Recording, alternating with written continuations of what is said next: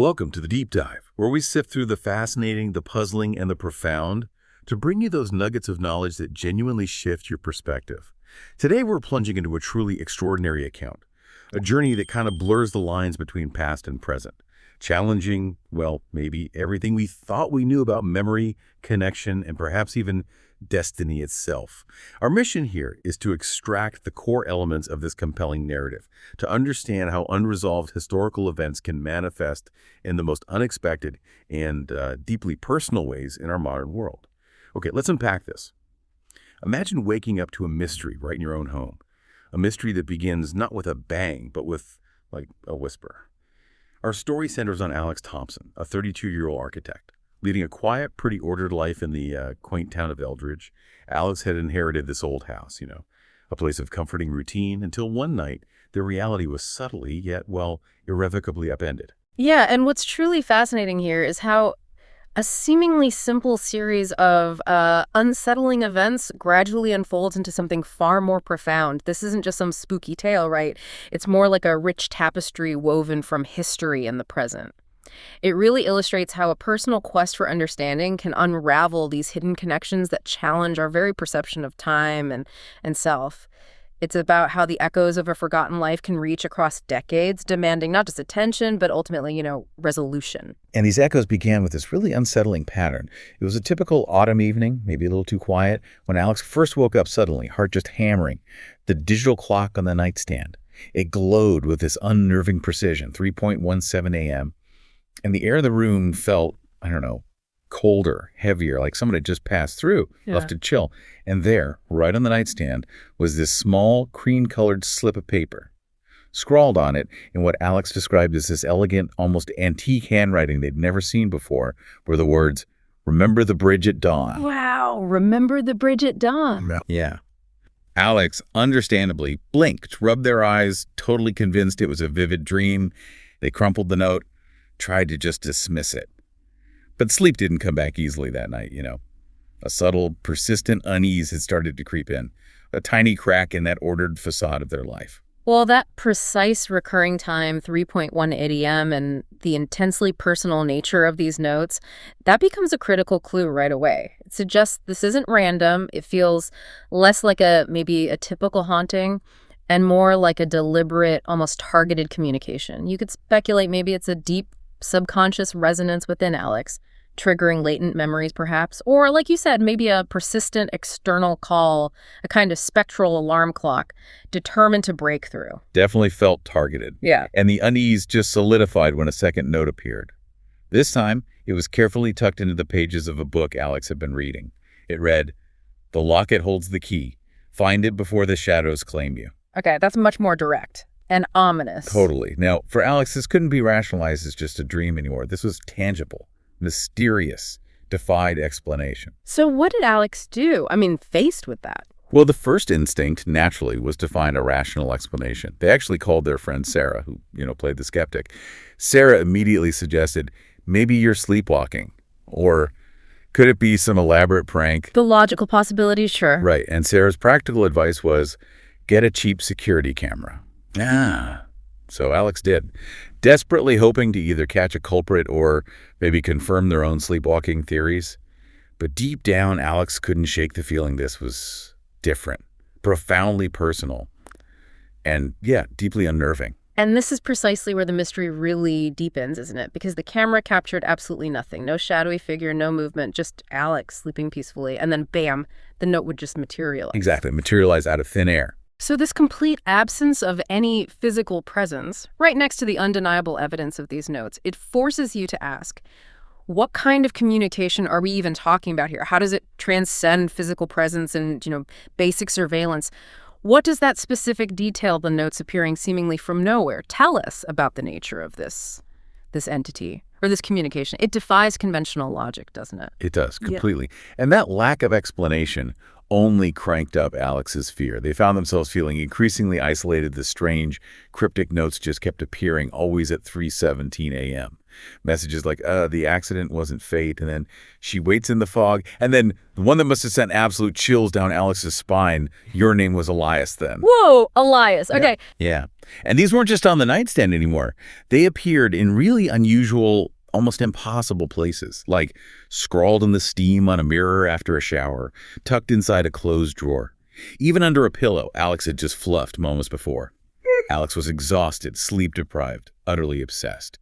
Caught in this psychological spiral, right, between thinking they were losing their mind and facing this undeniably supernatural reality. Which brings us, I think, to a really pivotal clue, one that finally offered Alex a tangible direction, something to actually do. The message was chillingly direct. Return to Willow Creek. The truth drowns there. Willow Creek. Alex had this vague familiarity with the name, recalled their parents mentioning it, like in passing, just as an old mill town long abandoned after a really tragic flood back in the 1920s. And suddenly this obscure childhood memory snaps into sharp, terrifying focus, demanding investigation now. Right. A call to action. And investigate Alex did. Driven by this desperate need for answers, Alex just immersed themselves in old newspaper archives, poring over microfiche, until their eyes ached. And what they uncovered was horrifying. A cataclysmic disaster in 1923. A bridge collapsed during a ferocious storm that tragically claimed dozens of lives. It wasn't just some forgotten town. It was the site of profound collective grief, like an echo chamber of unresolved loss. And amongst those long lists of the missing, in those brittle newspaper reports, there were two names. Two names that would fundamentally alter Alex's understanding of everything. Elias Harper, described as a promising young inventor, and his fiancée, Clara. Elias Harper. Seeing that name Elias in black and white linked to a real historical tragedy after having it whispered through those notes, that must have been an incredibly impactful, almost disorienting moment for Alex. It would have just solidified the reality of these messages, wouldn't it? Pulling the past right into the present, undeniably. And here's where it gets really, really spine-tingling. In those very same archives, Alex stumbled upon a faded photograph of Elias Harper. And it was just this profound aha moment, a shock of recognition that must have shaken Alex to their core. Elias bore an uncanny resemblance to Alex, almost identical, right down to a distinct scar on the left cheek. No way. Yes. A scar Alex also had from some childhood fall, a seemingly insignificant mark suddenly loaded with immense meaning. Can you imagine the disorientation, the sheer disbelief, seeing your own face staring back from a century-old photograph? A ghost not just of the past, but maybe of yourself. Wow, that strong resemblance, and especially the shared scar, that isn't just a narrative detail, is it? It carries immense implications, pushes beyond mere coincidence. I mean, in many traditions, a past life connection might be spiritual or energetic, sure. But to have a physical marker like a scar that suggests something almost, biologically encoded, a truly tangible echo across time. What does that imply about how deeply our past identities might be woven into our present selves? It suggests a soul's unfinished business isn't just psychological, maybe, but can manifest in these concrete, undeniable ways. It really compels Alex to seek answers now, transforms this terrifying haunting into a deeply personal quest, a quest for self-discovery, really. Absolutely. So on the dramatic seventh night, Alex decided enough was enough. This had to end, or at least change. Sleep-deprived, but totally determined, they fortified themselves, placed a baseball bat nearby, just in case, and waited, heart-thumping, for 3:17 a.m. to strike again. The old house is creaking, groaning around them, the winds howling outside, mirroring Alex's internal storm, Then bang, a profound chill sweeps through the room, much colder this time. Shadows started to coalesce at the foot of the bed, slowly forming this translucent figure. Initially, it appeared to be a man in really outdated clothes, with these hollow, pleading eyes. Alex assumed it had to be Elias. The expected figure, based on the name. Exactly. But as Alex stared, just transfixed, the form subtly shifted, it transformed, revealing not Elias, but the true visitor, Clara, the lost fiancée. Her gown was tattered, flowing, her hair looked wet, like from phantom waters, a ghostly image of tragic, enduring beauty, a century of grief etched onto her face. And Clara's whisper, though faint, must have carried both this profound sorrow and a clear purpose. As she finally revealed her identity, her connection to Alex, she spoke, her voice like a fragile echo, saying, "I am Clara." You were Elias in that life, my love, my anchor. The bridge took you from me, but your soul fled, unfinished. Such a powerful revelation. It brings the whole narrative into sharp focus, doesn't it? Alex wasn't just observing a haunting, they were intimately involved. The very subject of Claire's long, desperate search across time. This wasn't about scaring Alex, it was about calling him home, calling Elias home. And with that, Clara's mission became agonizingly clear. She said, "I've wandered these shadows, leaving echoes to guide you back. The locket. It was our bond. Find it, remember, and set us free." Suddenly, those notes weren't random or unsettling anymore. They were breadcrumbs, carefully placed across time. Each one a desperate plea meant to guide Alex towards this forgotten truth, towards a piece of history that refused to stay buried. Clara had been like a lighthouse in the fog, just guiding Alex back to their shared past. And through Clara's spectral presence, Alex was granted this full, vivid flashback, like seeing it unfold. That tragic day in 1923. Elias and Clara had planned to elope across the Willow Creek Bridge, a secret, hopeful journey. But as they approached, this sudden, violent storm erupted, turning the creek into a raging torrent.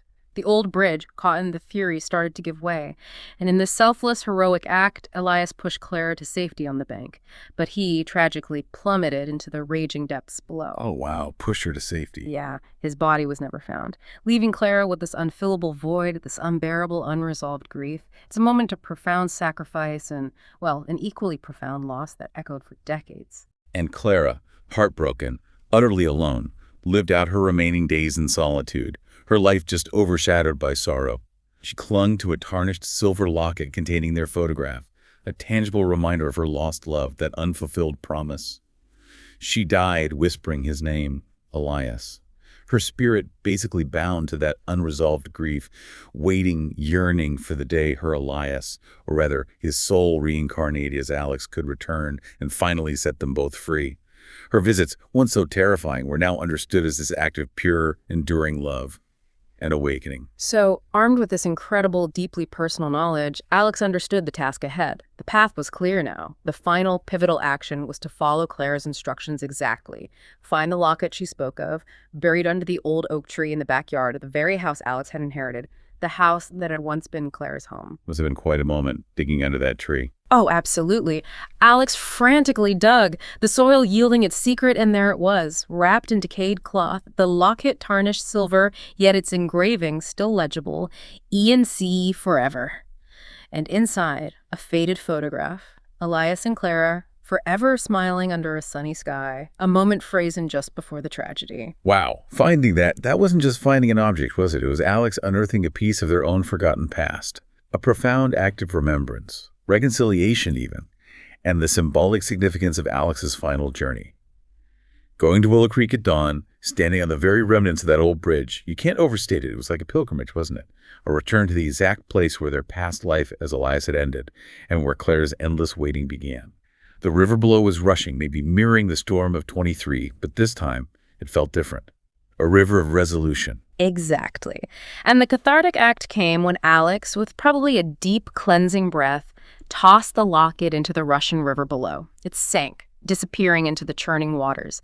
And in that exact moment, a profound warmth just enveloped Alex. Washing away decades of lingering sorrow, Clara's spirit appeared one last time, no longer tattered or sorrowful, but smiling, whole. Radiating this peace denied to her for a century, she just dissolved into the morning mist, and with her, this crushing weight lifted from Alex's soul. And the visit stopped. The notes. All gone. The visits stopped. The cryptic notes vanished. Back home, Alex finally slept soundly for the first time in weeks. Their dreams now filled not with hauntings, but with this profound, quiet sense of closure. If we connect this to the bigger picture, it really speaks to that profound human need for closure, doesn't it? Not just for the living, but for these persistent echoes of the past, whether they manifest as ghosts or just lingering feelings we can't explain. Alex's journey wasn't just about helping a restless spirit. It was fundamentally about healing a part of themselves, reconciling a forgotten trauma that had subtly influenced their entire present life. And with that, this deep dive comes to a close. Alex Thompson found a newfound peace, a quiet calm settling over their once haunted home. The narrative leaves us with this really beautiful image. Alex, back at their desk, sketching a new bridge design, inspired, at peace.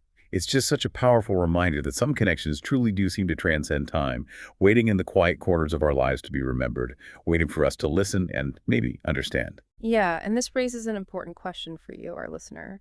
What unseen echoes might be whispering in your own life, waiting for you to listen?